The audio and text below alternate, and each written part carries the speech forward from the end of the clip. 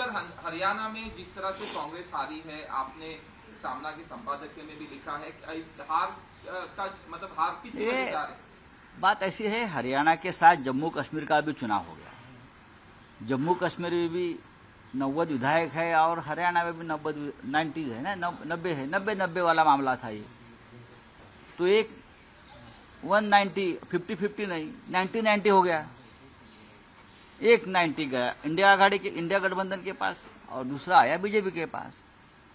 दोनों स्टेट का अपना अपना एक महत्व है, लेकिन बीजेपी के लिए जम्मू कश्मीर का महत्व सबसे ज्यादा रहा। 370 हटाया तो 2024 के चुनाव में प्रचार का मुद्दा रहा।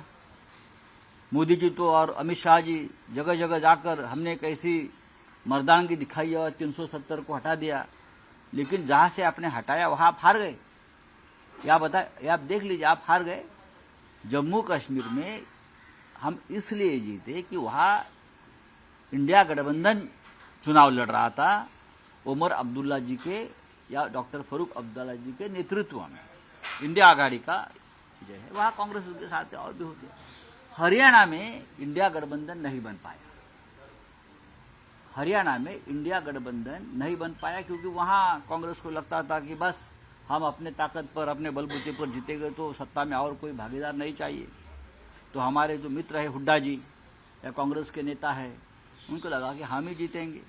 अगर समाजवादी पार्टी है अखिलेश जी की, आप है केजरीवाल साहब के नेतृत्व में, हमारे जैसे छोटे छोटे दल है, हमारे खाते में 1-2 सीटें आ जाती तो जरूर ये जो चित्र है, ये निर्णय है जो जनता ने दिया, उसमें जरूर बदलाव होता।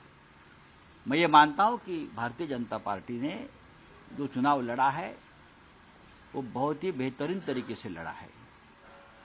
हारी हुई बाजी बीजेपी ने जीत ली, ये मान्य करना पड़ेगा। और कांग्रेस तो जीत रही थी। ऐसी कोई व्यक्ति नहीं मुझे मिली देश में कि जो बोल रही थी, या पत्रकार हो या सर्वे की तो बात नहीं करूंगा, कि बीजेपी आ रही है, लेकिन बीजेपी आ गई। उनकी यंत्रणा है, उनका एक सिस्टम है, उनका एक मैनेजमेंट है, उनको मानना पड़ेगा। सर, मुख्यमंत्री एकनाथ शिंदे का बयान आया कि हरियाणा के बाद अब महाराष्ट्र में भी इसी तरह से होगा। एकनाथ शिंदे तो उनको जाओ हरियाणा में बैठो, जैसे कि आपके वजह से चुनाव जीता है वहां। महाराष्ट्र की बात अलग है। महाराष्ट्र में उद्धव ठाकरे है, महाराष्ट्र में शरद पवार साहब है। ये एकनाथ शिंदे को भूलना नहीं चाहिए।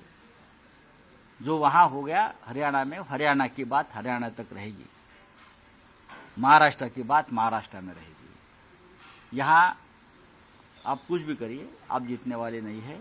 यहां हमारी आघाड़ी है, हम एक साथ है, एक साथ रहेंगे और चुनाव जीतेंगे। हरियाणा की हार के बाद क्या एमबीए में यहाँ सीट शेयरिंग के ऊपर असर पड़ेगा?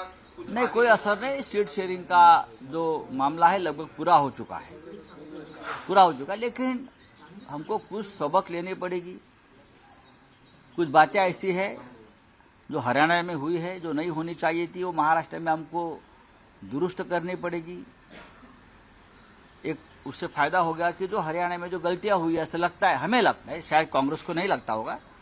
मैं इंडिया गठबंधन की बात करता हूं, मैं महाविकास आघाड़ी की बात करता हूं, तो महाराष्ट्र में उस हिसाब से हमको काम करना पड़ेगा। साफ तौर पे कहा कि रीजनल पार्टी का सपोर्ट नहीं लेती है कांग्रेस। रीजनल पार्टी के सपोर्ट सिवाय, सपोर्ट के बिना, चाहे कांग्रेस पार्टी हो चाहे बीजेपी हो, कोई भी देश में राज नहीं कर सकता। चाहे बीजेपी हो, आज बीजेपी की सरकार तो रीजनल पार्टी के ऊपर ही बनी है ना।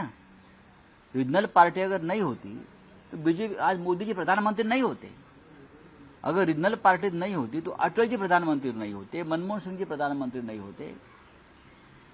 तो रीजनल पार्टी की जरूरत है और रहेगी। सर, आपने कहा दिल्ली से घोषणा हुई अजीत पवार की, तो क्या इशारा है बीजेपी की तरफ से घोषणा हुई? अजीत पवार जी की पत्नी सुनीत्रा पवार जी को चुनाव लड़ना है बारामती से, ये निर्णय दिल्ली में हुआ था। और अजीत पवार को बारामती से चुनाव लड़ना, ये निर्णय भी दिल्ली से हुआ है। चलिए, thank you very much. For exclusive and insightful videos, subscribe to our new channel ABP Live Premium.